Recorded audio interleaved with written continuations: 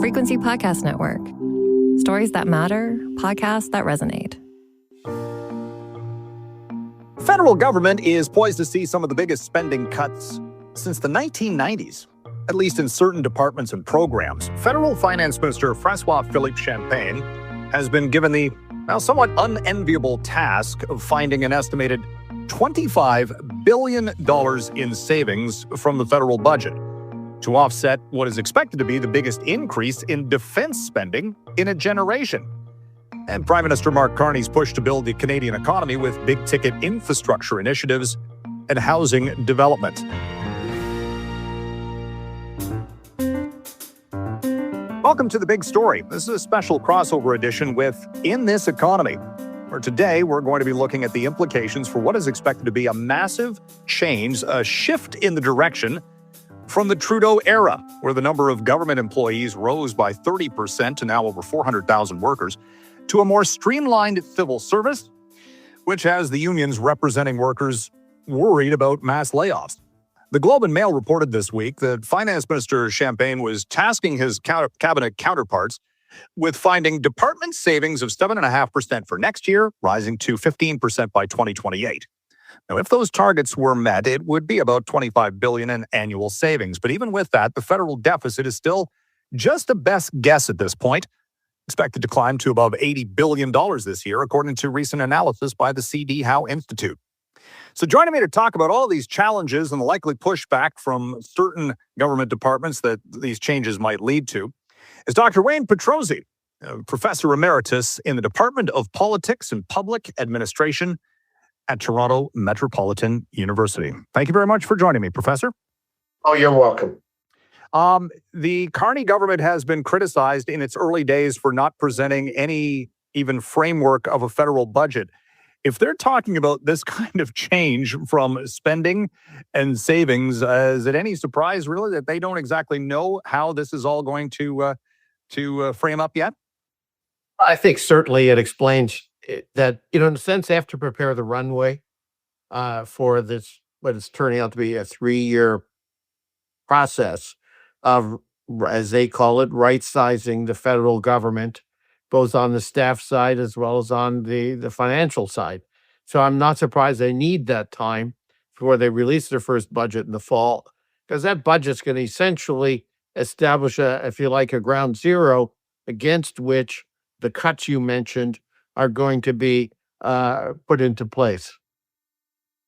Well, look, this is kind of turning, though, the government on its head. Even though it's still a liberal government, it is a very different mandate for the new prime minister and his cabinet. You can argue that he's been pressured into this idea of increasing the defense budget, but the reality is they're going to do it, and it's going to be by the billions of dollars, maybe $9 billion as much already this year alone, before we even get into the savings initiatives.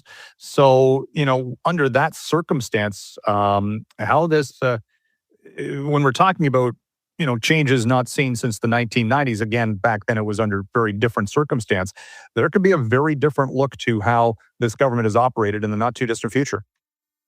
That's certainly the case. It's interesting. You mentioned the 90s period, and that was, of course, a period of dramatic budget cuts and staff reductions that were initiated also by a liberal government. In this case, the duo was Martin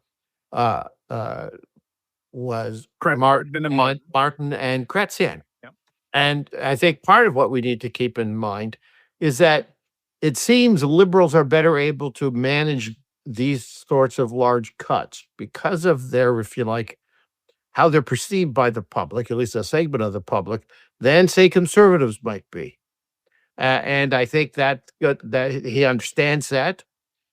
I think the big change really is in the 90s, they dressed it all up in fancy consultant language about restructuring, reorganizing, and they had these acronyms that they threw around like paper dolls. This time, there's no need for that. I think doesn't suit Carney's temperament. He's out of the private sector world, or certainly been in it a long time, so he understands he doesn't need that, and to dress it up that way in order to make it presentable to a skeptical public or academic community. he's going to go ahead and make changes on a similarly large scale. I mean, the numbers you mentioned are large, including, the staff reductions, which will be significant. It's ironic when you think the growth that you mentioned in the civil service in the last 10 years or so, it's also partnered with the largest increase in spending on consultants. So it's not as if we were hiring people so we didn't need more consultants. No, we were hiring people and using more consultants at the same time. So I think he's going to do a reset. It's going to take time. That's why they've used a 3-year timeline to see these changes through. Well, thinking back to the 1990s, and the Canadian dollar at that point was, down around 60 cents. So there was this feeling of the necessity of making change, and that was, bought in by the voting public at the time. And could you make the argument that right now we've got a similar amount of support from the voters? They reelected a Liberal government, albeit on a minority standpoint. There has been discussions about the so-called bloated civil service rather, and the fact that defense spending and, look, it's going to cost money to build pipelines. It's going to cost money to build housing, that there is this public push for change, that they will have fairly solid support for this. I think that's the case. I mean, again, if you keep in mind the early 90s, the situation Canada was in was presented almost as an existential crisis. Wall Street Journal was talking about us falling into third world status, a debt trap, and et cetera, et cetera. And so people were, there was a great deal of anxiety. I think much of that back then was cooked and to suit a narrative. I think today, though, the situation does put us in a near existential situation. It's the reconstruction and tearing down simultaneously of our foreign relations. America is no longer going to be what America has been for all of our lives, and we're going to have to take that apart, and at the same time lay the groundwork for a different set of relationships, economically, culturally, politically, with other countries, primarily the EU and some major states out in Asia. Well, to some extent, I mean, it has been sold as an existential crisis, this trade war with the U.S., right? So, absolutely, it has. And we don't know yet the depth of it because we have a negotiating partner that they portray themselves at that simply acts as a whim and is a bully.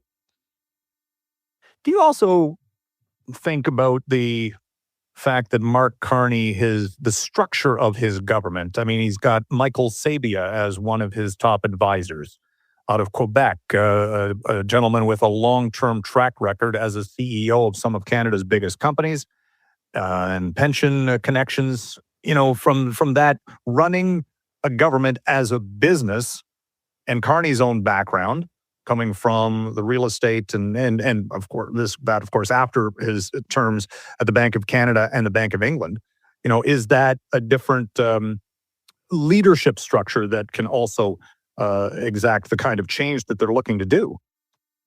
I think that's true, but I wouldn't quite frame it the same way. You see, I think the bringing in people from outside is more concerned with, traditionally civil servants can tend to be rather process oriented.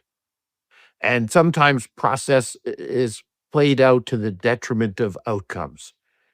He's bringing in people who are not so enthralled by the right process, but are very much taken with the right outcome. So I think that's what motivating some of his personnel choices at the very highest levels. He wants folks that are going to focus on getting those things done, as opposed to whether or not they followed the exact protocols and processes to enable them to get to someplace. Mark Carney's also talked about the idea of explaining the federal budget in a different format, kind of splitting it in two, where you've got your long-term big ticket items in one column and then your day-to-day running of the government in another. Do you think there's wisdom to that, to kind of give a clearer indication, again, back to the voter, and the taxpayer exactly how the money's being spent? I think it will help in terms of clarity. I think for most of us, even in terms of our own households, we distinguish between what we spend on, going to a show or going for dinner versus what we're paying for our homes. We understand they're different. Add that the one is much more long term, but it's also about concerns assets don't completely disappear once consumed in the way that I went to the show last night. Once I left that theater, it was gone. It was consumed. There was nothing there except my memories of the movie. And so doing that with government spending, separating the operating costs from, if you like, the capital investments and capital costs, if it clarifies things better for people, I don't see that as a problem. But it's no fantastic new innovation in financial management, that's for sure.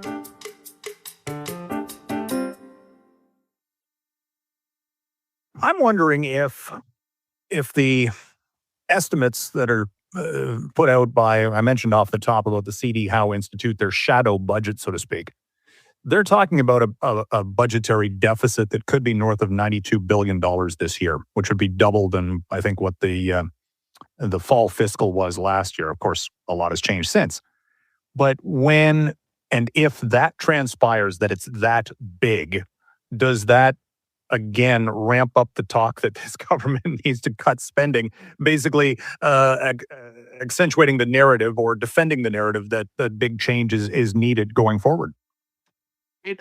One, I'm not sure that he will necessarily fall back to that defensive position at first pushback, because the truth is, as CD Howe doesn't like to talk about it, uh, our debt relative to other countries is we're in much better shape. So, but and that you could, whether you look at the Americans, whether you look at the Japanese, the Italians, the Germans, the French, et cetera, et cetera.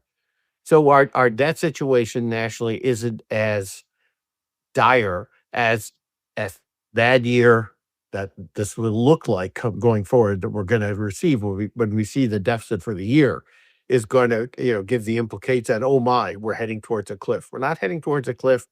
Now, if he gets pushed hard enough in terms of trying to defend this, he may very well revert to that, making that kind of defensive of his policies and his government. Much of a challenge, though, getting back to the finance minister. I mean, he's sending out these letters and demanding these cuts. He's going to get some pushback. And keeping in mind, we're also in a minority government still. So while this may gain support from, to not challenge it from a confidence level on when the budget is presented, nevertheless, there's going to be resistance to this. You have to figure. Certainly, there's going to be resistance, and bureaucrats are famous for finding a way to slow walk anything if they believe that it can hopefully avoid the axe at the end of the day.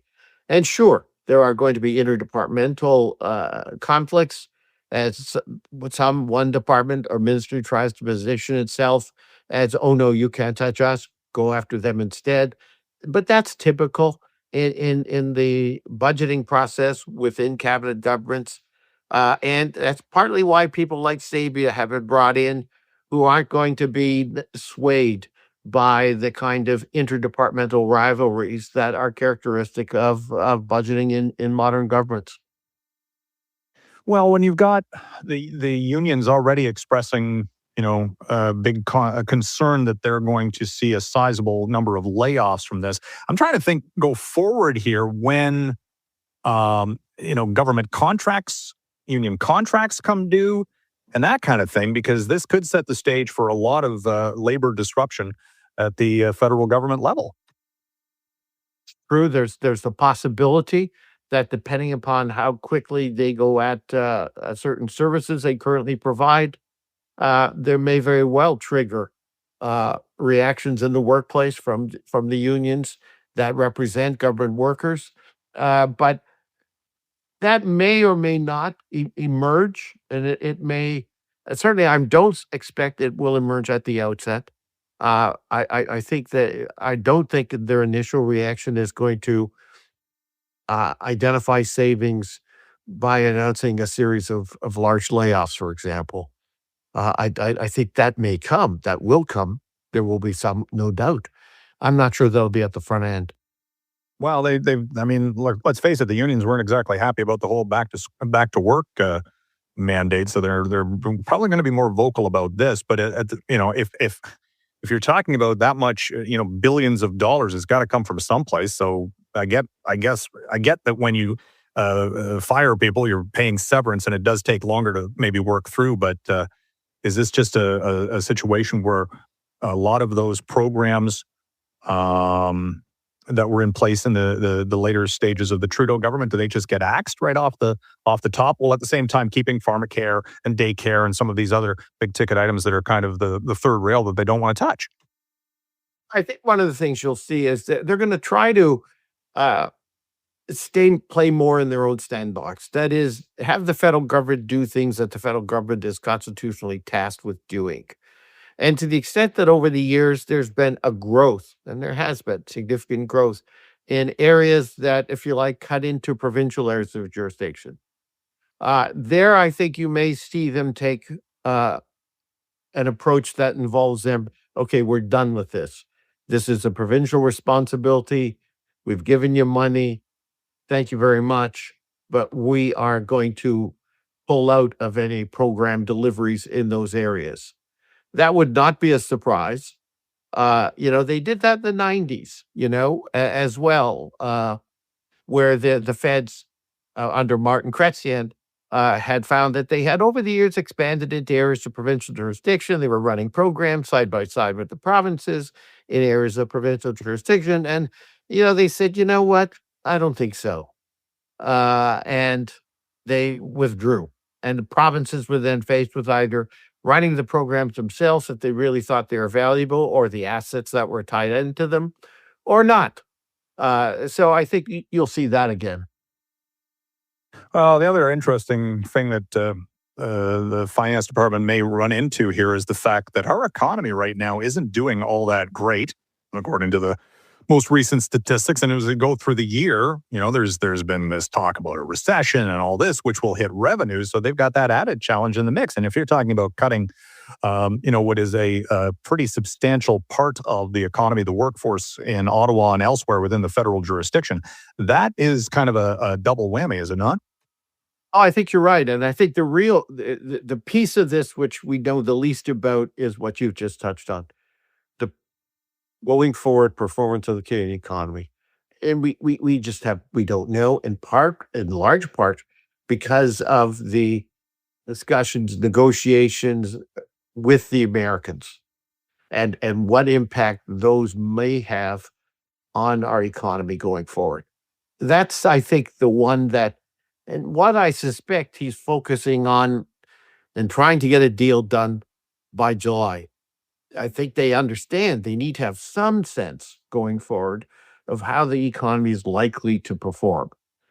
And if they can put together some arrangements, deals, whatever you want to call them, with the Americans by this month, that will give them a degree of clarity that they really, really do need.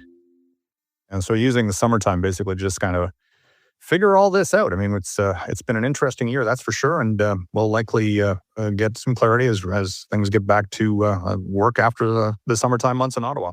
Listen, Professor, thank you very much for joining me today. Oh, you're welcome. That was Dr. Wayne Petrosi, Professor Emeritus in the Department of Politics and Public Administration at Toronto Metropolitan University. Thanks for joining me today on the Big Story Podcast, special crossover edition with In This Economy. You can follow us on X at The Big Story, FPN. Leave your comments. My email is mike.eppel, that's E-P-P-E-L, at rci.rogers.com on social media. My handle is at Eppman, E-P-P-M-A-N. You can also listen to The Big Story, In This Economy, and other frequency podcasts like The Roz and Mocha Show on our Seeker app. That's S-E-E-K-R, or wherever you can find your favorite podcasts. My name is Mike Eppel. Again, thanks for listening.